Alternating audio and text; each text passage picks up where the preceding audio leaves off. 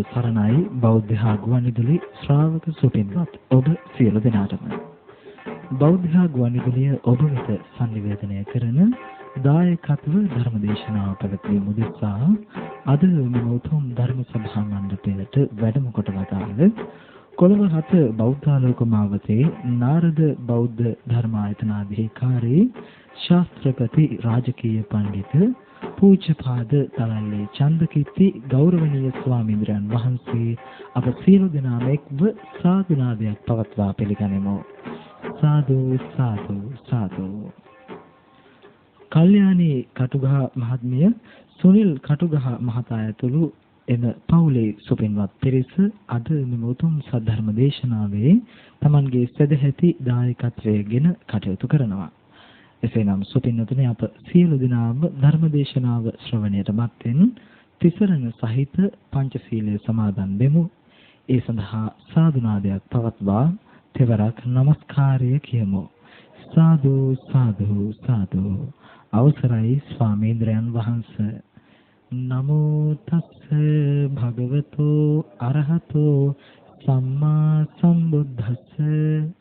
නමෝ තස්ස භගවතෝ අරහතෝ සම්මා සම්බුද්දස්ස.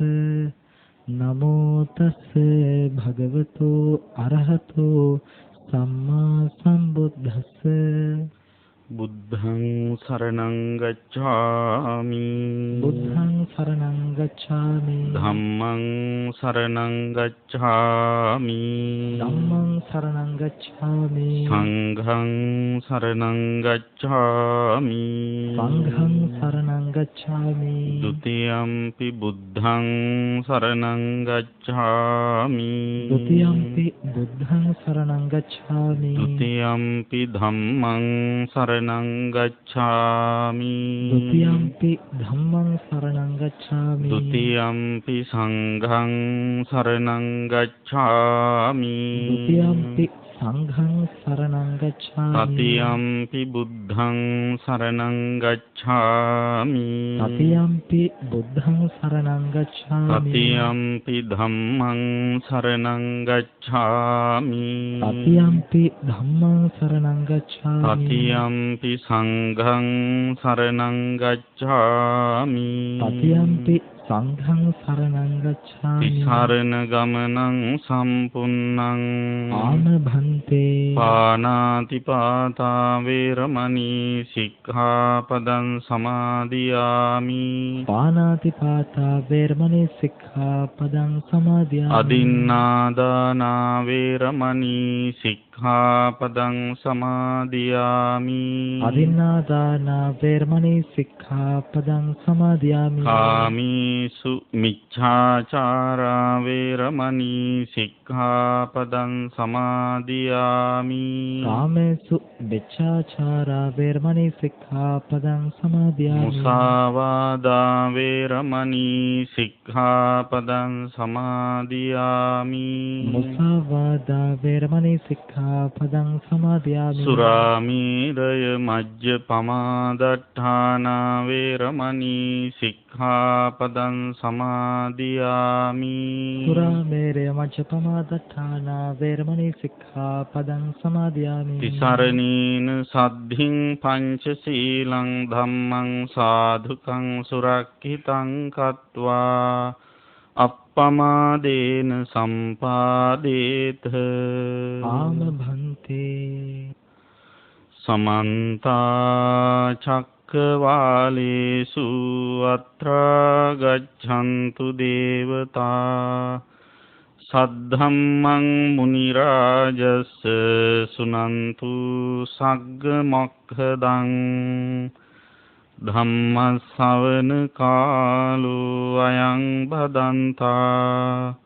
ධම්ම ශ්‍රවණ කාලෝ අයං භදන්තා. ධම්ම ශ්‍රවණ කාලෝ අයං භදන්තා. නමෝ තස්ස භගවතු අරහතෝ සම්මා සම්බුද්දස්ස. නමෝ තස්ස භගවතු අරහතෝ සම්මා සම්බුද්දස්ස. නමෝ තස්ස භගවතු අරහතෝ සම්මා සම්බුද්දස්ස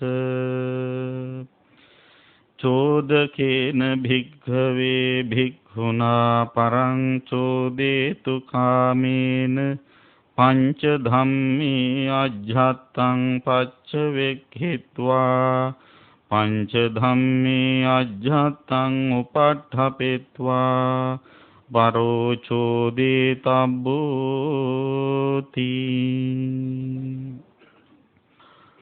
ශ්‍රද්ධාවන්ත පින්වත්නි, දැන් හැමදිනම සූදානම් වන්නේ ධර්ම ශ්‍රවණය කරන්න.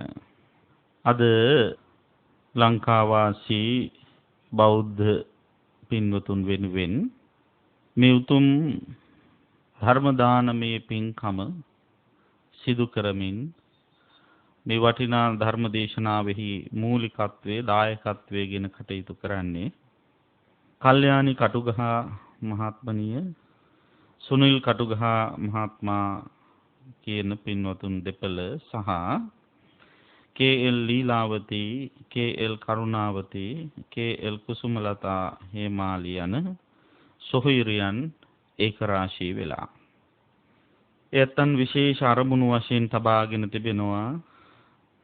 විශේෂයෙන් මේ කල්යාණි කටුගහ මහත්මණිය ප්‍රධාන පවුලේ පින්නතුන්ගේ පරලෝසපත් ඥාතීන් පියාණන් වහන්සේ වන කේ.එල්. අගිලිස් අප්පුහාමි මහත්මයා පරලෝසපත්වල වසර 48ක් පිරීම නිමිති කරගෙන එතුමාට පින් අනුමෝදන් කරන්න. ඒ වගේම 23 වසරකට කලින් අභාව ප්‍රාප්ත මෑණියන් වහන්සේ ටී.ආර්. ඩිංගිරි මණිකේ මාතාවට පින් අනුමෝදන් කරන්න. වසර 29කට කලින් අභාව ප්‍රාප්ත සොහොයුරිය කේ.එල්. සෝමාවතී මහත්මණියට පින් අනුමෝදන් කරන්න. ඒ වගේම වසර 13කට කලින් අභාව ප්‍රාප්ත බී.ඒ.ඩබ්ලිව්. පෙරේරා සොහොයුරාණන්ට පින් අනුමෝදන් කරන්න. ඒ වගේම සුනිල් කටුගහ මහත්මයාගේ පියාණන් වහන්සේ වසර 30කට කලින් අභාව ප්‍රාප්ත ජස්ටින් බණ්ඩාර කටුගහ මහත්මයාට පින් අනුමෝදන් කරන්න. ඒ වගේම වසර 20කට කලින් අභාව ප්‍රාප්ත වූ නන්දාවතී කුමාරිහාමි මහත්මණියට, වසර 4කට කලින් අභාව ප්‍රාප්ත ලලිත් කටුගහ මහත්මයාට, ඒ වගේම වසර 3කට කලින් අභාව ප්‍රාප්ත ලයනල් කටුගහ මහත්මයා කියන පවුලේ පරම්පරාගත සියලු ඥාතීන්ට පින් අනුමෝදන් කිරීම අරමුණ කරගෙන, ඒ වගේම 2015 මාර්තු 19 වෙනි දිනට 62 වන ජන්මදිනය සිහිපත් කරන සුනිල් කටුගහ මහත්මයාට දයාබර ස්වාමි පුරුෂයාණන්ට නිදුක් නිරෝගී සුව දිගාසිරි ප්‍රාර්ථනා කරන්නට මෙම ධර්ම දානය එතුමාට නිර්වාණ අවබෝධයටම උපකාරයක් වේවා කියන පැතුමත් ඇතිව ඒ දරුවන්ගේ අනාගත අභිවෘද්ධිය ප්‍රාර්ථනා කරගෙන කල්යාණි කටුගහ මහත්මණිය මේ ආශිර්වාදාත්මක ධර්ම දේශනාව මෙලෙසින් පවත්වනවා. ඉතින් පළමුවෙන්ම අපි සුනිල් කටුගහ මහත්මයාට ආශිර්වාද කරනවා, සෙත් ප්‍රාර්ථනා කරනවා. මේ උතුම් ධර්ම දානමය කුසල බලයෙන් එතුමාට නිදුක් නිරෝගී සුව දිගාසිරි සම්පත් සැලසේවා, කායික මානසික සුවපත් භාවයේ වේවා, සුබ උපන් දිනක්ම වේවා කියලා ආශිර්වාද කරනවා. විශාල පිරිසකට, පරලෝසපත් ඥාති පිරිසකට පින් අනුමෝදන් කරන්න මේ බණ කිව්වත් බණ කියන්නේ පරලෝසපත් අයට නෙවෙයි නේද? ජීවත් වෙලා ඉන්න ඔයත්තන්ට. ඒ නිසා ඔයත් පරලෝසපත් අය විදියට බණහන් නැතුව හොඳ සජීවී පුද්ගලයෝ විදිහට මේ ධර්ම දේශනාව ශ්‍රවණය කරන්න ඕන. ඉතින් අද ධර්ම දේශනාව සඳහා මා පින්නතුන්ට කියලා දෙන්න බලාපොරොත්තු වන්නේ අංගුත්තර නිකායේ දසක නිපාතයට අයිති සූත්‍ර දේශනාවක්. මේ සූත්‍ර දේශනාවේ නම කුසිනාරා සූත්‍රය. සාමාන්‍ය ඔයත් දන්නවා කුසිනාරා කියපු ගමන්ම අපට මතක් වෙන්නේ මොකක්ද? බුදුරජාණන් වහන්සේගේ මහා පරිනිර්වාණය. කුසිනාරා නුවරදී තමයි ඒ සිදු වුණේ. ඉතින් මේ කුසිනාරා නුවර බුදුරජාණන් වහන්සේ වැඩ සිටිද්දී දේශනා කරපු සූත්‍රයක් නිසා මේ සූත්‍ර දේශනාව කුසිනාරා සූත්‍රය නමින් නම් කරලා තිබෙනවා. මේ සූත්‍ර දේශනාවෙන් ධර්මකාරණා 10ක් විස්තර වෙනවා. ඒ නිසා මේක අංගුත්තර නිකායේ දසක නිපාතයට ඇතුල් කරලා තියෙනවා. දවසක් බුදු පියාණන් වහන්සේ මේ කුසිනාරා නුවර තිබුණා බලිහරණ කියලා පොඩි කැලෑවක්. අන්නේ කැලෑවේ වැඩ වාසය කරද්දි තමයි එහි හිටපු ස්වාමින් වහන්සේලාට මේ දේශනාව සිදු කළේ. බලිහරණ කියන වචනය සමහරු මෙතනින් අය අහලා ඇති. බලිහරණ කියනකට වැඩිය අහලා තියෙන්නේ බලි අරින කියන එකයි. නේද? දැන් ওই බලි කියලා කිව්වහම එක එක අර්ථකථන තියෙනවා. ඒ දවස්වල තිබුණා එක එක જાතියේ බලි. බිලි කියලා වචනයකුත් තියෙනවා. බලි කියලා ඥාති බලි, අතිථි බලි, දේවතා බලි ආදී වශයෙන් එක එක පුද්ගලයන් වෙනුවෙන් කරන යම් යම් පූජාවන්. ඉතින් සාමාන්‍යයෙන් ඔන්න ඔය පූජා එක එක්කෙනා වෙනුවෙන් මළගිය ඥාතීන් එහෙම වෙනුවෙන් එහෙම නැත්නම් යක්ෂයෝ ප්‍රේතයෝ වෙනුවෙන් යම් යම් අය බලි දෙනවා. දැන් ලංකාවේ ක්‍රමයට නම් බලි දෙන්නේ කොහෙද? ඔය ගොක්කොල වලින් එහෙම තටුවක් එහෙම හදලා නේද? සමහර වෙලාවට මළගිය ඥාතීන් භූතයෝ ප්‍රේතයෝ ඉන්නවා කියලා හිතලා ගිහිල්ලා තියෙනවා. හතරමං හන්දිවල ගිහිල්ලා තියලා තියෙනවා. ඒ වගේම ගොඩාක් ඒ බලි අරගෙන ගිහිල්ලා කොහෙද තියන්නේ? කනත් යමුසුහුනේ නේද? ඉතින් අන්න ඒ වාගේ මේ ස්ථානයක් බලිහරණ කියන ස්ථානය.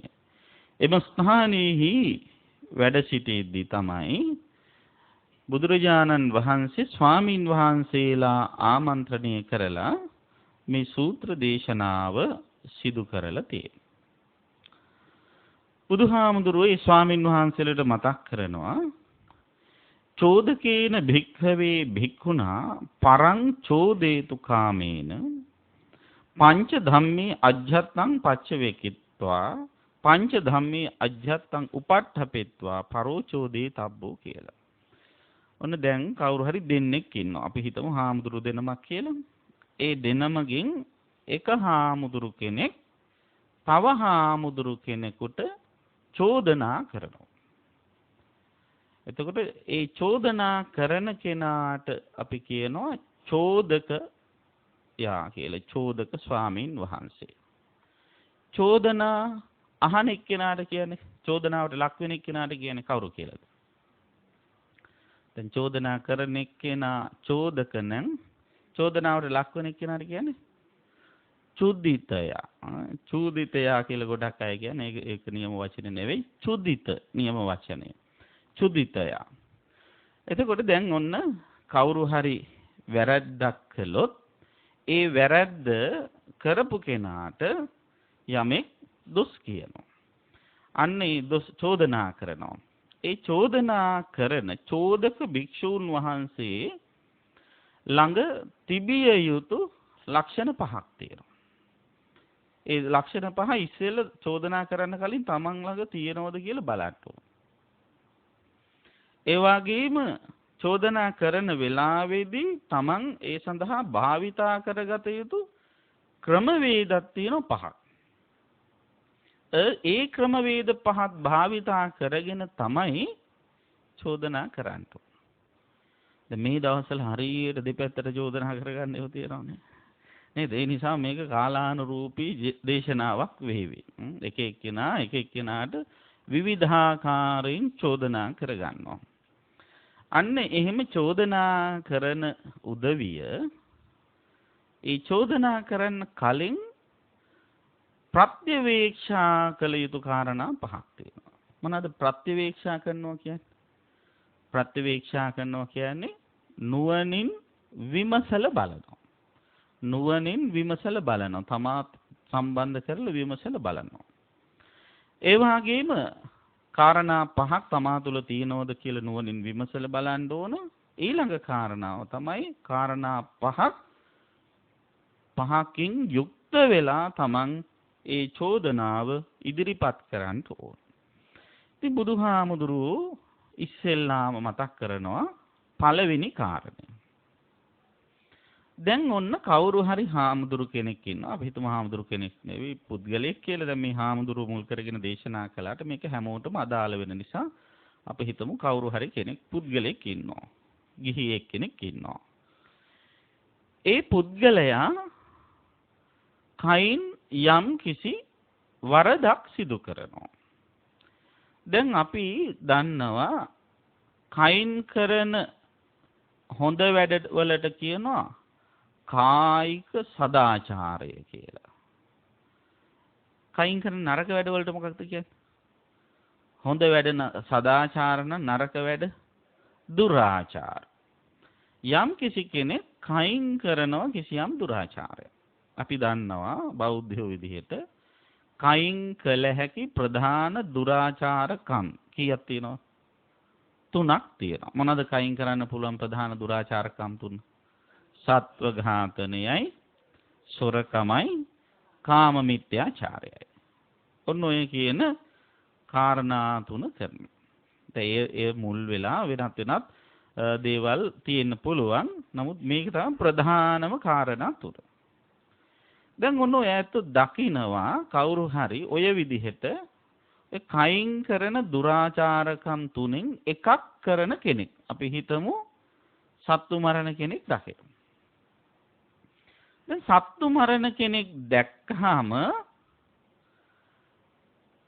අපි මොකක්ද කරන්න ඕන? අපිට හිතෙනවා අර සත්තු මරණ මිනිස්සයාට දොස් කියලා හරි ඒකෙන් වළක්ව ගන්න. මොකද අපි අහලා තියෙනවා ගහලා බැනලා හරි නරක දෙයින් වළක්වලා හොඳ දෙය යොදවනවා නම් හොඳයි. නිදානියක් පෙන්නලා දෙනවා වගේ තමයි මේ ඒ වාගේ වරදක් පෙන්නලා දීම ආදි වශයෙන් අහලා තියෙන නිසා සහ අපි ඔන්න දැන් මේ වරද්ද මෙයාට පෙන්නලා දෙන්න පෙළඹෙනවා. කාට හරි වරදක් ඔය වගේ කායික දුරාචාරකමක් සම්බන්ධ වරදක් පෙන්නලා දෙනකොට එහෙම පෙන්වන්න කලින් ඒ විදිහට චෝදනා කරන්න කලින් බුදුහාමුදුරුවෝ අපිට යෝජනා කරනවා. මොකද්ද? ඒ තමයි අජ්ජත්තං පච්ච වෙක්ඛිතබ්බ. ආධ්‍යාත්මය පිරික්සා බලන්න. නුවණින් විමසලා බලන්න. මොකටද නුවණින් විමසලා බලන්න ඕන? මේ කියන මේ තනත්තා කරපු විදිහේ වැරද්දක් මම කරලා තියනවද කියලා බලන්න. ඇයි ගොඩාක් මිනිස්සු පින්වත්නි අනුන්ගේ වැරදි හමුවේදී ඇති කරගන්න මානසික තත්වයක් තියෙනවා. ඒ මොකද්ද? ඒ තමයි මානය. අනුන්ගේ වැරදි වලදීත් මානය ඇති කරගන්න. කොහොමද මානය ඇති කරගන්නේ? අපෝ මං නම් ඌව කරන්නේ නෑ කියලා හිතන. නේද? අන්න ඒක තමයි මානය. මානය ඇති වුණාම හිතේ ඇති වෙන ස්වභාවයක්. මොකද්ද? මානය ඇති වෙන තරමට ඥානය නැති වෙනවා. අන්න මතක තියාගන්න. මානය ඇති වෙන තරමට ඥානය නැති වෙනවා. මම මේ පස්සේ අහනවා හින්ද හොඳට මතක තියාගන්න. ඥානය නැති වෙනවා. ඥානය නැති වෙච්ච ගමන්ම තමන්ගේ අතීතය තමන්ට අමතක වෙනවා. මගේ අතිනුත් මෙහෙම වැරදි වෙලා තියෙනව නේ කියලා හිතන්න තරම් හිත යන්නේ නැහැ. පැත්තට යොමු වෙන්නේ නැහැ. මානයටපත් වෙච්ච ගමන්ම හිතනවා මම නම් කවදාවත් මෙහෙම වැරදි කරලා නැහැ. ඒ විතරක් නෙවෙයි. අර වගේ වරදක් කරපු සැනින් අපි අර පුද්ගලයා සම්බන්ධයෙන් හිතන්න පෙළඹෙනවා නුවණ මද නිසා. මොකද්ද? එවන් වරදක් කරපු ලෝකේ ඉන්න එකම සහ පළවෙනි එක්කෙනා යා කියලා. අන්න ඒ විදිහට අර පුද්ගලයා ගැන හිතන්න ගියාම මොකද වෙන්නේ? ඒ නිසාම මේ කවුරුවත් කරන්නේ නැති වැරදිනේ මේ මිනිස්සය කරන්නේ බලන්නකො කරපු දේවල් කියලා අර වරද සම්බන්ධයෙන් ප්‍රබල වූ ද්වේෂයක් හිත තුල පැන නැගින්න ගන්නවා. දැන් අනිත් එක්කෙනා තමයි කායික දුරාචාරය කළේ. ඒ දුරාචාරයේ දිහා අපි මානයෙන් යුතුව බැලුවාම ඥානය යට වෙලා ගිහිල්ලා අන්තිමේදී මොකද වෙන්නේ? ද්වේෂය ඇවිස්සෙනවා. කාගේ හිතේද ද්වේෂය ඇවිස්සෙන්නේ? තමන්ගේ හිතේ. එතකොට මෙයා මොකද්ද කරගෙන තියෙන්නේ? අනුන්ගේ හරක් බැලුවා වගේ වැඩන්නේ. නේද? වෙන මිනිස්සෙක් කරපු වැරද්දට ඒක තමන්ගේ හිතේ අරගෙන ද්වේෂය ඇති කරගෙන මානය ඇති කරගෙන තමන් පිරිහිලා යනවා. තමන් කෙලසිලා යනවා. බලන්න ඔය විදිහට අපි අනුන්ගේ වැරදි නිසා අපේ ආධ්‍යාත්මය මොනතරම් කෙලස ගන්නවද කියලා, මොනතරම් කිලිටි කර ගන්නවද කියලා, අනුන් නිසා අනුන්ගේ අඩුපාඩු දුර්වලකම් නිසා අපි පිරිහෙනවද කියලා බලන්න. එහෙම පිරිහෙන්න විනාශ වෙන්නේ අප බව දැනගෙන කටයුතු කරන්න. අන්න ඒ පරිහානීය තත්වයෙන් වළක්වාලීම සඳහා තමයි බුදුහාමුදුරුවෝ අපිට මෙන්න මේ විදිහට හිතන්න කියලා කිව්වා. කොහොමද හිතන්න ඕන? දැන් බැරි වෙලාවත් මේ කියන කායික දුරාචාරකම මං කළා තියෙනවා නා. එහෙම කරලා තියෙද්දි මම මේ මිනිස්යාට අවවාද කරන්න ගියොත් ඒ මිනිසයා ඊට පස්සේ අපට ප්‍රතිචෝදනා කරනවා. මොකද්ද ප්‍රතිචෝදනාව? මට අවවාද කරන්න, ඔයා හැදිලෙන්න කියලා අවවාද මේ දොස් කියන්න ගන්න. එහෙම දොස් කියලා එතනදිත් අමනාපකම් ඇති වෙලා ගැටුම් ඇති වෙලා ලැජ්ජාවටපත් වෙනවට වැඩිය යමෙකුට යම් චෝදනාවක් කරන්න කලින් ඔන්න ඉස්සෙල්ලාම අනේ මෙවන් දේවල් මගේ අතිනුත් වෙලා තියෙනවද කියලා හිතන්න. ඒ වගේම ඒ වාගේ වරදක් කායික දුරාචාරකමක් කරන්න එයා පෙළඹුණේ කවර හේතුවක් නිසාදයි විමසලා බලන්න ඕන. සමහර වෙලාවට ඒ පුද්ගලයා මුහුණ දීපු ඒ අත්දැකීමට, ඒ වරද කරන්නට හේතු වෙච්ච ඒ අත්දැකීමට අපි මුහුණ දුන්න නම් මොකද වෙන්නේ? අපි ඊට වැඩි විදිහට ඔය වැරද්දම කරලා තියෙන්න පුළුවන්. ඒ නිසා ඒ විදිහට අපි බොහෝම නම්‍යශීලීද මටසිලිටි විදිහට යමක් දිහා බලන්න පුරුදු වෙන්න ඕන. දරදඬු විදිහට බලන්න හොඳ නැහැ. මාන්නාධික විදිහට අනුන්ගේ වරදි දිහා බලන්න හොඳ නැහැ. අනුන් වැරදි කරනකොට තමන් සුපරිසුද්ධ පරිපූර්ණ චරිතවත් චරිතයක් කියන එකෙන් යුක්තව බලන්න හොඳ නැහැ. අපි කවුරුත් රහත් වෙලා නැහැනේ. ඒ රහත් වෙලා නැති නිසා විවිධ අඩුපාඩු සිද්ධ වෙන්න පුළුවන්. රහතන් වහන්සේලා තිනුත් සමහර වෙලාවට ඔය සංසාර පුරුදු කියන අඩුපාඩු තියෙනවා. ඒවටනේ කියන්නේ වාසනා කියලා. ඒ කියන්නේ සසර නරක පුරුදු රහතන් වහන්සේලා තිනුත් වෙනවා. හැබැයි එතන වරදක් කිරීමේ චේතනාවක් නැහැ. පුරුද්දක් විදිහට වෙනවා. ඉතින් කෙලෙස් සහිත අපි හැමදෙනා අතින්ම යම් අගුණ දුර්වලකම් අඩුපාඩු සිද්ධ විය හැකියි. අන්නේ මානසිකත්වයේ ඇති කරගෙන තමයි අපි අනේකාට යම් වරදක් පෙන්නලා දෙන්න ඕන. දැන් මෙහෙම කියනකොට කෙනෙකුට හිතෙන්න පුළුවන් දැන් ඔය විදිහට බැලුවොත් අපිට බෑනේ කාටවත් අවවාද කරන්න. මොකද අපි වැරදි කරන නිසා කියලා. නෑ. අවවාද කරන්න පුළුවන්. කොහොමද? අවවාද කරන්න ඒ මොහොතේ හරි එකකින් වළකින්න ඕනේ. ඒ පළවෙනි එක. එහෙම නැත්නම් තමන් අතින් වරදක් සිදු වුණ බව අනේකා අපට චෝදනා කරන්නට පෙර තමන් අතින් වරදක් සිදු වූ බවත් එය වරදක් ලෙසින් තමන් පිළිගන්නා බවත් නැවත ඒ වාගේ දේවල් කරන්න අදහසක් නැති බවත් අනේකාට ඒතු ගන්නන්න ඕන. ඒ නිසා කවුරු හරි වරදක් කරාම අවවාදයක් දෙන්න හිතුනහම කල්පනා කරලා බලන්න මං අතින් මෙහෙම ඉවලා තියෙනවා. බලනකොට වෙලා තියෙනවා. ඒතර මොකද කරන්නේ? අර මිනිස්සු ගාවට ගිහිල්ලා කියනවා මමත් ওই දවස්වල ඔය වගේ ලොකුකම් කළා, චණ්ඩිකම් කළා. නමුත් මට දැන් තේරෙනවා මං වැටිච්ච අමාරුව මං දන්නවා. ඒ නිසා තමයි මම මේ ඔයාට කියන්නේ මේ වගේව කරන්න යන්න එපා කියලා. මේ අත්දැකීම් එක කියන කතාවක්. මගෙන්වත් පාඩමක් ඉගෙනගෙන මේක නවත්තන්න කියලා කියනකොට අන්න අර කියන රිද්මයෙහි වෙනසක් ඇති වෙනවා. දැන් ඒ මානසිකත්වයට ඇවිල්ලා වරදක් කිව්වහම ඒ කියන රිද්මයේ වෙනසක් වෙනවා.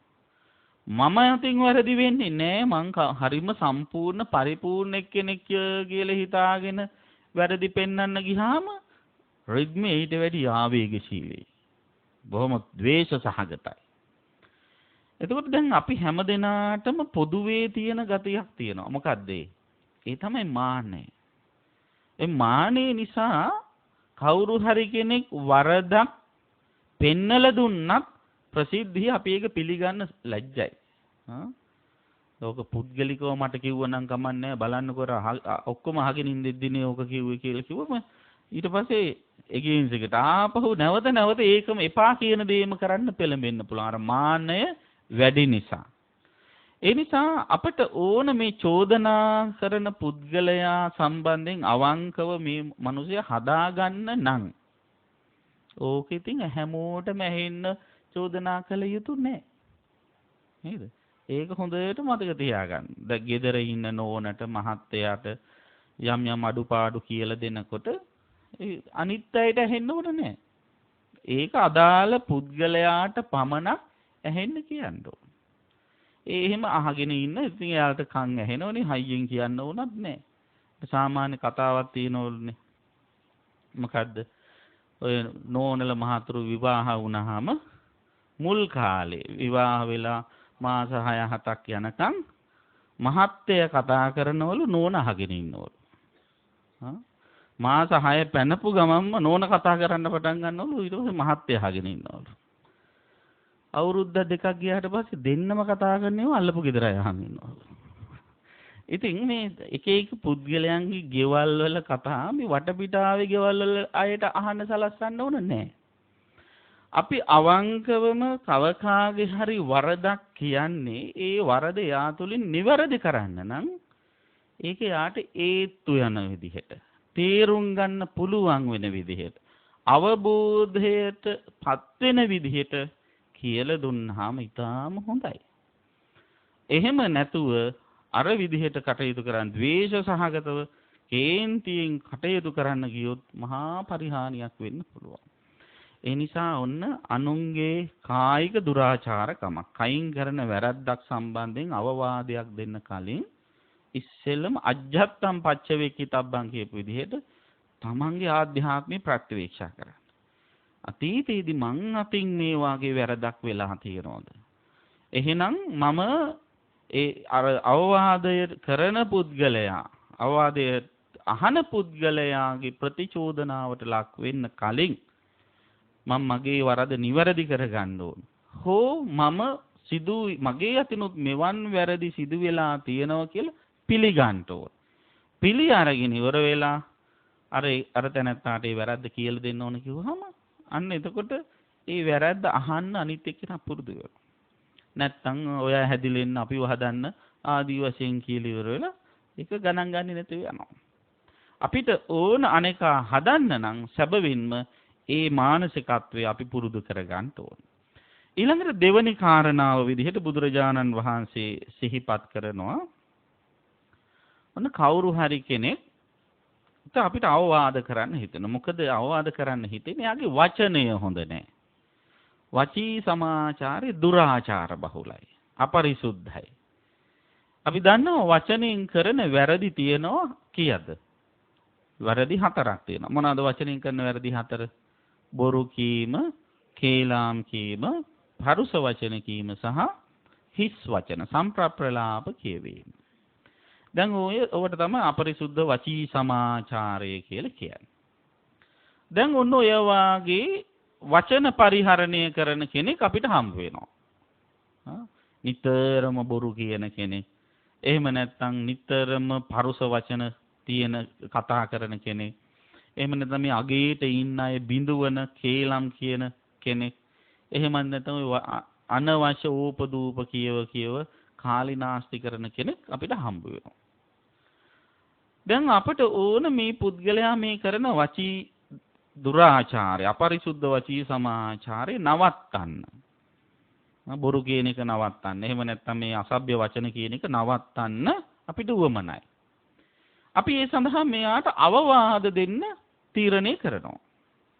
චෝදනා කළා හරි දොස් කියලා හරි අවවාදයක් දෙන්න අපි තීරණය කරනවා. එතකොට එහෙම චෝදනා කරන්න කලින් බුදුරජාණන් වහන්සේ අපිට යෝජනා කරනවා. අපිට මතක් කරනවා මොකද්ද?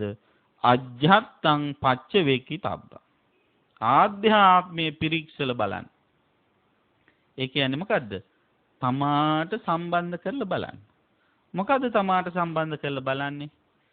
මම මෙහෙම කතා කියලා නැද්ද? මම බොරු කියලා නැද්ද? මම පරුස වචන කියලා නැද්ද? මම කේලම් කියලා නැද්ද? මම වැඩ කර නැති ওই හිස් වචන කියලා නැද්ද කියලා ඔන්න විමසලා බලන්න. එහෙම විමසලා බලනකොට ඔන්න කියපුවා මතක් වෙන්න ගන්නවා. එහෙම මතක් වුණාම මොකද කරන්න? අපෝ එහෙනම් මමත් මේ වගේ කෙනෙක් මෙයාලට අවවාද දෙන්න මට පුළුවන්ද? ආදී වශයෙන් හිතලා පස්ස ගන්නත් හොඳ නෑ. දැන් කොහොම හරි අර වැරද්ද කරන මිනිස්යාව කරුණාවෙන් දැන් ඒකේ මුදව ගන්නනේ අපේ උවමනාව. ඒ නිසා අපි මොකද කරන්නේ? මෙයාට මේ වචනේ වැරදි සම්බන්ධයෙන් අවවාද කරන්න පෙළඹෙනවා. අවවාද කරන්න කලින් ඒකට අර චෝදනාවට ලක් නොවන විදිහ පසුබිම හදා ගන්න ඕන. අපෝ ඔයාගේ කට හොඳ නෑ, ඔයා මෙහෙමයි කතා කරන්නේ කියලා කෙලින්ම කිව්වොත් ඉතින් ඔයත් එහෙමනේ කියලා කිව්ව ගමම අවවාදයක් දෙන්න බැරි වෙනවා. ඒ නිසා අපි කුමක්ද කරන්න ඕන? අන්නේ ඔයත් එහෙමනේ කියලා ප්‍රතිචෝදනා කරන්න කලින් අපට පුළුවන්කම තියෙන්න ඕන ඒ වටපිටාව නවත්තන්න. එහෙම ප්‍රතිචෝදනා කරන එක නවත්තන්න. කොහොමද ඒක කරන්නේ? ඒක සඳහා අපි අනතිමානී වෙන්න ඕන. අනතිමානී වෙලා අවංකව අර පුද්ගලයාට පවසන්න ඕන. මොකද්ද? මට ඇහුණ ඔයා මෙන්න මේ වගේ වචන ටිකක් කියනවා. මමත් ඔය වගේ කතාවල් ඉස්සර කරලා තියෙනවා. මමත් ඔය වගේ අසභ්‍ය කතා පුරුදු වෙලා හිටියා. මමත් ඔය වගේ කේලම් කියලා පුරුදු. මමත් ඔය වැඩ කර නැති දේවල් කතා කර කර කාලේ නාස්ති කරා. හැබැයි මට දැන් තේරෙනවා ඒකේ තියෙන හානිකර බව. ඒකේ තියෙන නොගැලපිල්ල මට තේරෙනවා. මං ඒක අවබෝධ කරගෙනයි මම මේ ඔයාට උපදෙස් දෙන්නේ. මේ වගේ වණන් කරන්න එපා. කරොත් විනාශයක්මයි වෙන්නේ. කියලා ඔන්න අවවාද දෙනවා. දැන් එහෙම අවවාදයක් දුන්නාම යම් කිසි දෙයක් කළාම අර පුද්ගලයාට ප්‍රතිචෝදනා ඉල්ල කරන්න බෑ. එතකොට අපි නුවණින් විමසන අනිත් එක්කෙනාට අවවාදයක් දෙන්න කලින් නුවණින් විමසනවා කියන එකේ තේරුම ඉස්සෙල්ලා තමාගේ වැරදි තමන් දකින්න පුරුදු වෙන එක. සහ අනිකාට ප්‍රතිචෝදනා එල්ල කරන්නට බැරි වෙන විදිහට අපේ පරිසරය හදාගන්න එක. අන්න ඒ විදිහට තමයි අවවාද කරන්නේ. නැත්තම් රණ්ඩු වෙනවා. නැත්තම් ඔයාට කොච්චර අවවාද කළත් වැඩක් නැහැ. ඔයාට දෙන අවවාද වලට වැඩිය හොඳයි කට බිම අතුල්ල ගන්න එක. ඔය ආදි වශයෙන් නේ. ඔය කියලා හිතලලා අමනාපකම් ඇති කරගෙන ඒ කෙලෙසෙන්නේ අන්න ඒ පසුබිම නිසා. ඒ අදාළ ක්‍රියාමාර්ග අනුගමනය කරන්නේ නැති නිසා. ඊළඟට ආපහු බුදුරජාණන් වහන්සේ අධ්‍යාත්මයේ පිරික්සන්න, එහෙම නැත්නම් අධ්‍යාත්මයේ පිළිබඳව නුවණින් ප්‍රත්‍යවේක්ෂා නුවණින් බලන්න කියලා කිව්වා. ඒ මොකද්ද? දැන් ඔන්න කවුරු හරි පුද්ගලයෙක් ඉන්නවා හරීම ද්වේෂ සහගතව. රණ්ඩු වෙන්නමයි බලාගෙන ඉන්නේ. ගහ ගන්නමයි බලාගෙන ඉන්නේ. පොඩ්ඩ බැරි වෙන ගමම්ම පැටලෙන්නමයි බලන්නේ. එහෙමයි ඉන්නෝනේ. සමහරව ඉන්නෝ කාත් එක්ක හරි පැටලෙන්න නැත්නම් එදාට නිකන් ඇඟ ගහනවා වගේ. නේද? කොහෙන් හරි කොනක් අල්ල ගන්නම් බලන් ඉන්න ඉන්නවා. එහෙම අයට හොඳයි අර තෙල් සංස්ථාවේ වාක්‍ය පිටේ ගහන්න. මොකද්ද? වහා ඇවිලෙන සුළුයි කියලා. නේද? එහෙම කට්ටියත් ඕනෑ තරම් අපේ සමාජයේ ඉන්නවා. දැන් ඔන්න ඔය වගේ කෙනෙක් දැක්කහම අපිට පොඩ්ඩක් හිතෙනවා මෙයාට අවවාදයක් කරන්න පොළන්න හැම තිස්සෙම පැන රණ්ඩු වෙන්න යනවා. පොඩ්ඩක් මෙයාට අවවාදයක් කරන්න ඕන කියලා හිතෙනවා. ඒ හොඳයි අවවාද කරන එක. හැබැයි එහෙම අවවාද කරන්න කලින් අපි මොකද කරන්න ඕන? අපි කල්පනා කරලා බලන්න අපි එහෙම පැටලෙන්නේ නැද්ද? මා තුල මේ මෛත්‍රිය පිහිටලා තියනවාද කියලා බලන්න. බලලා තමයි අර අනේකාට මෛත්‍රිය ඇති කරවන්න. මම එක ලංකාවේ තියෙන කොළඹ තියෙන ප්‍රධාන පිරිමි පාසලක පොඩි ළමයින්ට බණක් කියන්න ගියා. මං යන්න කලින් ළමයි කෑ ගහන හින්දා ඒ ගුරුවරයෙක් ළමයින්ට මෛත්‍රී භාවනාව කරනවා. ඇස් දෙක වහගන්න කියලා තදින් දැන් කියලා ළමයි භාවනා කරනවා. ඉතින් සමහර පොඩි ළමයිනේ එක විදිහට ඉන්නේ එක හැක් වහගෙන අනිත් හැය අරලා බලන වටේ අනිත් අය භාවනා කරන හැටි එහෙම. ඉතින් ඕක දැකලා ඉවර වෙලා මේ ගුරුවරයා ඉතින් කියන මම සුවපත් වෙමු වෛර නැත්තේක් වෙමු කියලා ළමයි භාවනා කරන දෙනව දෙකක් දඟලන්න ගත්තොත් කියලා ඒ අත්ති කියනවා. දැන් සුවපත් වෙත්වා කියලා දෙනව දෙකක් කියලා කියනවා. දැන් බලන්න අන්න ඒ වගේ සමහර මේ බලහත්කාරයෙන් මෛත්‍රී භාවනාව කරනවා. ඉතින් කෙසේ වෙතත් ඒ වගේ සමහර අය අපේ සමාජයේ ඉන්නවා අනේකාට අවවාද කරනකොට අර මෛත්‍රිය දියුණු කරගන්න කියලා අවවාද කරනවා. හැබැයි ඒ පුද්ගලයා හැසිරෙන්නේ කොහොමද? ද්වේෂ සහගතව. අනේකාගේ ද්වේෂය නවත්තන්න අවවාද කරනවා. නමුත් අවවාද කරන කෙනාගේ ද්වේෂය වැඩි වෙනවා. ඒ නිසා අවවාද කරන එක කල්පනා කරලා බලන්න ඕනේ ඉස්සෙල්ලා මම මෛත්‍රී සහගතද? මම මෛත්‍රී සහගතයිද කියලා නුවණින් බලලා ඉවර වෙලා එහෙම නැත්තම් මටත් පොඩ්ඩක් කේන්ති යනවා තමයි. මාත් කේන්ති ගිහිල්ලා ඔය කරන වැඩවලින් මමත් අමාරු වෙටිලා තියෙනවා. මං ඉතින් ඔයාට මේ අවවාද දෙන්නේ මං වැටිච්ච තත්ත්වයටපත් නොවෙන්න ඕන හින්දායි කියලා ඉවර වෙලා ඔන්න අවවාද කරන්න ඕන. එහෙම කිව්වහම කවුරුවත් පිළි නොගෙන ඉන්නේ නැහැ. මමත් අමාරුයි වැටිච්ච හින්දායි මම මේ කියන්නේ කියලා කිව්වහම පිළි නොගෙන ඉන්නේ නැහැ. අපි නිකන් අමාරුයි වැටිච්ච නැති අය විදිහට අපි හරීම පිරිසිදු අය විදිහට අර අවවාදේ හරි චෝදනාව හරි කරන්න ගියාම අපි අමාරු වැටිච්ච බව දන්න අර මිනිස්සු ඊට පස්සේ කියනවා මට අවවාද කරන්න කලින් ඔයා හැදෙන්නකෝ කියලා ප්‍රතිචෝදනා කරන්න ගන්න. එතකොට ඒක සාර්ථක දෙයක් වෙන්නේ නැහැ. ඒ නිසා ඔන්න මෛත්‍රිය සම්බන්ධයෙන්ොත් බුදුරජාණන් වහන්සේ මේ විදිහට අපට මතක් කළා. අනේකාට මෛත්‍රිය වර්ධනය කරන්නයි කියලා කියන්න නම් ඉස්සෙල්ලා මොකද වෙන්න ඕන? තමා තුල මෛත්‍රිය තියනවාදයි නුවණින් විමසා බලන්න ඕන. ඊළඟට ආපහු බුදුරජාණන් වහන්සේ මතක් කරනවා. දැන් ওই එක එක්කෙනා එක අයට චෝදනා කරනවා.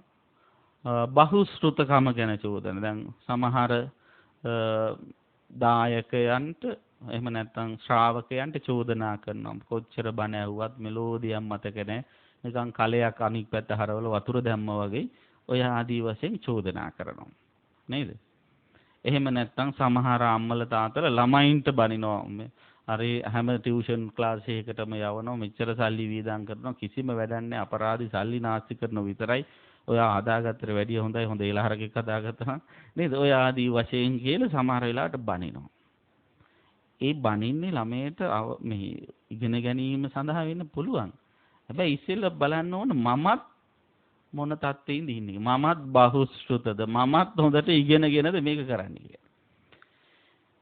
ඒතකොට දැන් ඔය විදිහට බනිනකොට අර ළමයින්ට හිතට යනවා සිතවිල්ල අපිට බැන්නට අම්මයි තාත්තයි ඉගෙනගෙන නැහැ. අම්මයි තාත්තයි ඒ දවස්වල ඉගෙන ගත්තා නම් මෙහෙම වෙන්නේ නැහැ නේ කියලා සමහර වෙලාවට කියන්න පුළුවන්.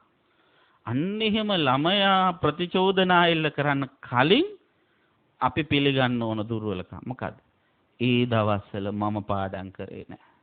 ඒ දවස්වල මට ඉගෙන ගන්න උනන්දුවක් තිබුණේ නැහැ. අන්තිමේදී මං විඳවන්න ගත්තා. මේ ඔක්කොම දුක් විඳින්න වෙන්නේ ඒ නිසා. මං ඔයාලට මේක කියන්නේ අත්දැකීමෙන් අවබෝධයෙන් අපි කරපු මෝඩකම් ආයි කරන්න එපා. කියලා ඉවර වෙලා අවවාදයක් දුන්නාම අන්නේ ඇස්සරලා බලන්න පෙළඹෙනවා.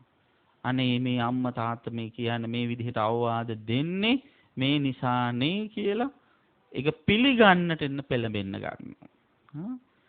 දැන් එහෙම නැතුව වැරදක් උනේ නැති විදිහට චෝදනා කරන්න ගත්තොත් ඒක පිළිගන්න මැලි වෙනවා. අර විදිහට තමන්ගේ අඩුපාඩු අවංකව පිළි අරගෙන අනේකාට යම් කිසි අවවාදයක් කළොත් ඒක පිළිගන්නට අනේකා පෙළඹෙනවා. ඒ නිසා බහුශ්‍රුත භාවයේ සම්බන්ධයෙන් ධර්මදර භාවයේ සම්බන්ධයෙන් හොඳට කල්පනා කරන්න. දැන් එක එක්කෙනා බනින අයියෝ යාට කොච්චර කිව්වත් මතක නැහැ. වැඩක් නැහැ. බහුශ්‍රුත නැහැ. බහුශ්‍රුත වුණාට සුත ධර නැහැ. දැන් සමහරු ඉන්නෝනේ බුද්ධිස් channel එකේ යන බණ පැයෙන් බණ අහනවා වරද්දන්නේ නැහැ. නේද? සටහනුත් ලියා ගන්න පොත්වල ඔක්කොම ලියා ගන්නවා. පස්සේ ඇහුවොත් මොකුත් මතක නැහැ. එහෙම අයත් ඉන්නවා. ඉතින් ඇයි අර සුත ධරණ සුත සම්නිචය කියලා වචනයක් තියෙන. ඒ අහන ධර්මයේ රැස් කරලා තියාගන්න හැකියාවක් නැහැ. නිකාම ඒ කට්ටිය හරියට ඔඩොක්කු බණකාරයෝ වගේ. ඔඩොක්කු බණ කියන්නේ මොනවද? ඔඩොක්කු වාඩි වෙලා ඉන්නකම් මතක තියෙනවා. නැගිට ගම ඔක්කොම මතක වෙලා යනවා. අන්න ඒ වාගේ අය සිටිනවා. ඉතින් අනේකාට එවන් චෝදනාවක් කරන්න Tamanට මතකේ තියෙන්න ඕන. එහෙම මතකේ නැත්තම් ඉතින් අපිටත් අමතක වෙනවා තමයි කියලා හරි පිළිගන්න පුරුදු වෙන්න ඕන. ඊළඟට පස්වෙනි කාරණේ මේ අධ්‍යාත්මං පච්චවේක්ඛිතබ්බං කියපත ආධ්‍යාත්මී තුල විමසා බැලිය යුතු පස්වෙනි කාරණේ හැටියට බුදුරජාණන් වහන්සේ දක්වනවා මේ භික්ෂුන් වහන්සේ නමක් විදිහට උභය ප්‍රාතිමෝක්ෂයේහි හොඳට මේ ප්‍රාගුණ්‍යයක් තියෙන්න ඕන දියුණුවක් තියෙනවා. ඒ කියන්නේ විනය නීති සම්බන්ධයෙන් හොඳ අවබෝධයක් තියෙන්න ඕන. තමන්ට රකින්න තියෙන මේ භික්ෂු භික්ෂුණී ප්‍රාතිමෝක්ෂය තමයි මෙතෙන්දී උභය ප්‍රාතිමෝක්ෂය කියන්නේ. අන්නේ ප්‍රාතිමෝක්ෂය පිළිබඳ හොඳ දැනුවත්කමක් තියෙනවා. එහෙම දැනුවත්කමක් නැති එක්කෙනෙක් කවුරු හරි භික්ෂුන් වහන්සේ නමකට චෝදනා කළොත් ඒ භික්ෂුන් වහන්සේ ප්‍රතිචෝදනා කරනවා. විනය පොතේ කොහෙද එහෙම තියෙන්නේ කියලා අහන්න පුළුවන්. නේද? දැන් සමහර අය එක එක හාමුදුරුවරුන්ට චෝදනා කරනවා මේ යම් යම් දේවල් සම්බන්ධයෙන්. ඒ චෝදනා කරන්නේ විනය විරෝධී කියලා. හැබැයි ඇත්තටම මේ කට්ටිය විනය දන්නේ නැහැ. නේද? දැන් ලංකාවේ පෞගිය දවස්වල ලොකු ආන්දෝලනයක් ඔච්චර කියන්නේ බර්ත්ඩේ පාටිස් දාපු ඒවා ගැන එහෙම. එතකොට අන්නේ විනය විරෝධී මේවා ගැලපෙනවද මේ විනය භික්ෂුණාන්දට ගැලපෙන්නේ නැති ඒවා කියලා විනය පොත සම්බන්ධයෙන් විනය දාලා කිව්වොත් අර ඒ උපන්දින සාදු සමරපු එක්කෙනා ජයග්‍රහණය කරන මොකද විනයෙහි එහෙම විරෝධයක් ඒව නවත්තන නීතියක් නැති නිසා. හැබැයි සමහර ඒවා තියෙනවා විනය රූල්ස් නැති වුණාට නීති නැති වුණාට ඖචිත්‍ය භාවය පිළිබඳව ප්‍රශ්නයක් තියෙනවා. දැන් සාමාන්‍ය පිරිමි එක්කෙනෙක් සායක් ඇඳගෙන ගියොත් ඒක ගැළපෙන වැඩක් නෙවෙයිනේ නේද? පිරිමි අය කලිසමක් ඇඳගෙන සරමක් ඇඳගෙන ගියාට ප්‍රශ්නයක් නැහැ. සායක් ඇඳගෙන ගියොත් ඒක ගැළපෙන්නේ නැහැ. හැබැයි ඒක ඇඳගෙන ගියාය කියලා එයාට නරකක් වෙන්නේ නැහැ. එයාගේ විලි වෙහෙන්නේ නැතුව තියෙන්නේ නැහනේ. නමුත් ඒක සුදුසු දෙයක් නෙවෙයි. සම්මතය අනුව සම්මතයට පටහැනි දෙයක්. අන්න ඒ වගේ දැන් භික්ෂුත්වයට සුදුසු දේවල් තියෙනවා නුසුදුසු දේවල් තියෙනවා. සම්මතය අනුව සම්මත කරගත්ත. ඉතින් ඒ වගේ තැනකින් යම් කිසි වරදක් පෙන්නලා දෙනවා මිසක් මේක මේ විනයානුකූල වැරදි කියලා කිව්ව ගමන්ම අනිත් එක්කෙනා ප්‍රතිචෝදනා කරන කොහෙද මොන විනයද එහෙම තියෙන්නේ ආදි වශයෙන් චෝදනා කරන්න පෙළඹෙනවා. ඒ නිසා එවන් තැන්වලදී පරිස්සම් වීම දැනුගත් ස්වාමින් වහන්සේලාගේ වගකීමක්. කෙසේ වෙතත් පින්නතුනි ඔන්න ඔය විදිහට හොඳට දැනුවත්ව කටයුතු කරන්න ඕන නුවණින් විමසා බලන්න ඕන අනේකාට යම් කිසි අවවාදයක් අනුශාසනාවක් කරනකොට. ඊළඟ කාරණාව පහක් බුදුරජාණන් වහන්සේ දක්වනවා කාට හරි චෝදනා කරනකොට. මොකද්ද ඒ? කාලේන වක්ඛාමිනෝ අකාලේන අවවාදයක් කරනකොට උනත් කොවිලාද කරන්න ඕන? සුදුසු කාලේ. හැමදෙස්සෙම අල්ල ගන්න හොඳ නැහැ. ඒ මානසිකත්වයේ හොඳට බලලා ඉවර වෙලා අවවාදයේ තේරුම් ගන්න පුළුවන් මනසක්ද තියෙන්නේ. ආදි වශයෙන් බලලා ඉවර වෙලා අවවාද කරන. ගෙදරට ආපු ගමන්ම ඇතුළේ දොර අරගෙන ඇතුළට ආපු ගමන්ම කඩාපනින්න ගත්තොත් සමහර වෙලාවට ඒ අවවාදයේ කිසිම වැදගත්කමක් නැති වෙනවා. සුදුසු කල් බලලා කල්යල් මැනලා තමයි අවවාදේ කරන්න ඕනේ. කාලේන වක්ඛාම කිව්වේ ඒකයි. ඊළඟ භූතේන වක්ඛාමිනෝ අභූතේන. භූත කියන්නේ වෙච්ච දෙයකින් කියන්න ඕන. දැන් චෝදනාවක් කරනවා නම් අභූත චෝදනා කරලා හරියන්නේ නැහැ. වෙච්ච දේ සාක්ෂි සහිතව ඔප්පු කරලා පෙන්නලා අවවාද කළාම ආයේකට ප්‍රති උත්තර බඳින්න බැරි වෙන විදිහට ඒ චෝදනාව ඉදිරිපත් කළාම අන්න යා වරද හදා ගන්න පෙළඹෙනවා. ඊළඟට සංහේන වක්ඛාමිනෝ පරුසේන. සංහ කියලා කියන්නේ තාම ප්‍රියශීලී මෘදු මොලොක්. ඒ කියන්නේ පිළිගන්න හිතෙන තාලෙට අවවාද කරන්න. පරුසේන මහා පරුස වචන කියලා අසභ්‍ය වචන කියලා අනිත් අයට ඇහෙන්නට හැමෝටම ප්‍රසිද්ධ කරලා අවවාද කරන්නත් හොඳ නැහැ. ඒව පරණ කාලේ ඒවා. දැන් සමහර වෙලාවට නේද? කෑ ගහනවා ගමටම ඇහෙන්න කෙනෙක් වැරද්දක් කරාම කෑ ගහනවා. එහෙම වැඩ කරන්නේ යන්නේ නැතුව බලන්න බුදුරජාණන් වහන්සේගේ ධර්මය අවුරුදු 2600 ගණනක් ඈත විදේශනා කළා. මේ 21 වෙනි සියවසටත් කොච්චර ගැළපෙනවද කියලා අද කාලේ පිළිගත් සම්ප්‍රදාය බවට පත් වෙන්නේ ඒකයි. කවුරු හරි වරදක් පෙන්නනවා නම් මුදුමොලොක් විදිහට ඒක පෙන්නලා දෙන්න ඕන. ඊළඟට අත්ත් සංහිතේන වක්ඛාමිනෝ අනත්ත් සංහිතේන. වරදක් පෙන්නලා දෙනකොට ඒ පුද්ගලයාට යහපතක් වේවා කියන අදහසින් තමයි ඒක පෙන්නලා දෙන්න ඕන. ඒ පුද්ගලයාගේ සම්පූර්ණ ආත්ම ගරුත්වය අභිමානයේ කෙලෙසෙන වෙනසෙන විදිහට ඒව කියලා දෙන්න යන්නේ නැතුව කරුණා මෛත්‍රිය පෙරදරි කරගෙන තමයි ඒක කියලා දෙන්න ඕන. මෙයාට යහපතක් කරනවා කියන අදහසින් ඒ වැරද්ද පෙන්වන්න. ඊළඟට මෙත්ත චිත්තෝ වක්ඛාමින දෝසන්තරෝ මෛත්‍රී සිතින්ම වරදක් පෙන්නලා දෙන්න ඕන. ද්වේෂ සහගතව කියන්න හොඳ නැහැ. ද්වේෂ සහගතව කියපු ගමම්ම අර වරද පෙන්නලා දුන්න මිනිස්සයා කොහොම හරි කළා වරද හදාගනි. ද්වේෂයෙන් කටයුතු කරන කෙනා ඒකම ගැන හිතලා පිරිහිලා ආධ්‍යාත්මිකව කෙලිසලා යනවා. ඉතින් මෙන්න මේ කියන ලක්ෂණ පහෙන් යුක්තව අවවාද කරන්න ඕන. ඒ වගේම අවවාද කරන්න කලින් අර මුලින් කියපු ලක්ෂණ පහ තමා තුළ තියෙනවද කියලා හොඳට නුවණින් සලකලා බලන්න. අන්න ඒ විදිහට කටයුතු කරන පුද්ගලයන් ඉන්න සමාජය සනසිලිදායක සාමකාමී සමාජයක් වන බව බුදුරජාණන් වහන්සේ අවධාරණය කළා. ඒ කතාව අවසානයේදී ස්වාමින් වහන්සේලා අතිශයින්ම සතුටටපත් වුණා කියලා සූත්‍ර අවසානයේ සඳහන් කරලා තියෙනවා. ඒක තමයි බණ. දැන් බණ ඉවරයි. දැන් රිවිෂන්. දැන් කියපු බණ හොඳට අහන් හිටියද බලන්න ඕන. මොකද්ද කියලා දුන්න සූත්‍රේ නම? කුසිනාරා සූත්‍රය. මොන පොතේ තියෙන්නේ? අංගුත්තර නිකායේ දසක නිපාතේ. බුදුරජාණන් වහන්සේ කුසිනාරා නුවර බලිහරණ කියන වනලැහැබෙදී තමයි මේ සූත්‍රය දේශනා කළේ. මෙහිදී බුදුරජාණන් වහන්සේ සිහිපත් කරන කාට හරි කෙනෙකුට චෝදනා කරනවා නම් ඒ චෝදනා කරන භික්ෂුව කාරණා පහකින් ඉස්සෙල්ලා තමන්ව ප්‍රතිවේක්ෂා කරන්න ඕන. මොකද්ද? අනිකාට කාය දුරාචාරයෙන් චෝදනා කරනවා නම් මා තුලත් ඒවන් දුරාචාරයක් තියෙනවද කියලා බලන්න ඕන. වචී දුරාචාරයෙන් චෝදනා කරනවා නම් මා තුලත් එවන් දුරාචාරයක් තියෙනවද කියලා නුවණින් බලන්න ඕන. ඒ වගේම අනිත් එක්කෙනා ද්වේෂ සහගතයි කියලා චෝදනා කරනවා නම් තමන් මෛත්‍රිය තියෙන කෙනෙක්ද කියලා නුවණින් විමසලා බලන්න ඕන. අනිත් එක්කෙනාගේ දැනුම සම්බන්ධයෙන් චෝදනා කරනවා නම් තමන් දැනුවත් කෙනෙක්ද කියලා නුවණින් විමසලා බලන්න ඕන. ඒ වගේම අනේකාගේ විනය සම්බන්ධයෙන් චෝදනා කරනවා නම් ඒ විනයට අදාළ දැනුම මා තුල තියනවාද කියලා නුවණින් විමස බලනවා. අන්න එහෙම විමසලා බලලා චෝදනා කරන්නට හිතුනොත් චෝදනා කළ යුතුයි. කොහොමද චෝදනා කළ යුත්තේ? සුදුසු කාලය බලලා චෝදනා කරන්න. ඒ පළවෙනි එක. ඊළඟට වෙච්ච දෙයක් සම්බන්ධයෙන්ම චෝදනා කරන්න ඕන. නොවිච්ච දේවල් වල චෝදනා කරන්න හොඳ නැහැ. ඊළඟට බොහොම මටසිලිටි වචන පාවිච්චි කරලා චෝදනා කරන්න ඕන. පරුස වචනය භාවිතා කරන්න හොඳ නැහැ. ඒ වගේම ඒ චෝදනාවට ලක් වෙන පුද්ගලයා කෙරෙහි අර්ථ ඒ අත්තාගේ දියුණුව බලලම චෝදනා කරන්න ඕන. පිරිහීම බලලා චෝදනා කරන්න හොඳ නැහැ. මෛත්‍රී සහගතවම චෝදනා කරන්න ඕන. වරද කියලා දෙන්න ඕන. යාව ද්වේෂයෙන් තලාපෙලා හිංසා කළා ඒ මිනිසයා පිරිහෙලා දාන විදියට චෝදනා කරන්න හොඳ නැහැ.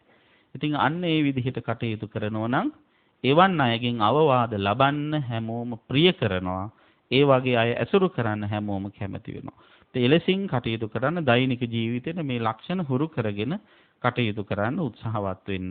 ඒ සඳහා හැමත මේ දේශනා උපකාරයක්ම වේවා. මේ උතුම් කුසලය හැමත නිවන් සුව පිණිසම පවතිවා කියලා සාදු කියලා ප්‍රාර්ථනා කරන්න. ආකාශට්ඨා චුම්මට්ඨා දේවා නාග මහිද්దికා පුඤ්ඤන්තං අනුමෝදිත්වා චිරං රක්ඛන්තු ශාසනං චිරං රක්ඛන්තු දේශනං චිරං රක්ඛන්තු ත්වං සදා. ධර්ම ශ්‍රවණානිසංසින් හැමතුතුම් නිවන් සුව සැලසේවා. අද ධර්ම දේශනාවෙහි දායකත්වයේ දරා කටයුතු කරන්නේ කල්යාණි කටුගහ මහත්මණිය සුනිල් කටුගහ මහත්මයා කියන දෙපළ ඇතුළු කේල් ලීලාවතී, කේල් කරුණාවතී, කේල් කුසුමලතා හේමාලී කියන සොහොයුරියන් ඒකරාශී වෙලා විශේෂයෙන්ම තමන්ගේ දෙපාර්ශ්වයෙන් පරලෝසපත් ඥාතීන්ට පින් අනුමෝදන් කරන්න. කේල් අගිලිස් අපුහාමි පියාණන්ට, ටී.ආර්. ඩිංගරි මැණිකේ මෑණියන්ට, කේ.එල්. සෝමාවතී සොහොයුරියට, බී.ඒ.ඩබ්ලිව්. පෙරේරා සොහොයුරාණන්ට, ජස්ටින් බණ්ඩාර කටුගහ පියාණන්ට, නන්දාවතී කුමාරී හාමි මාතාවට, ඒ වගේම ලලිත් කටුගහ, ලයනල් කටුගහ කියන පින්නතුන් ඇතුළු පරම්පරාගත සියලු ඥාතීන්ට පින් අනුමෝදන් කරන්න.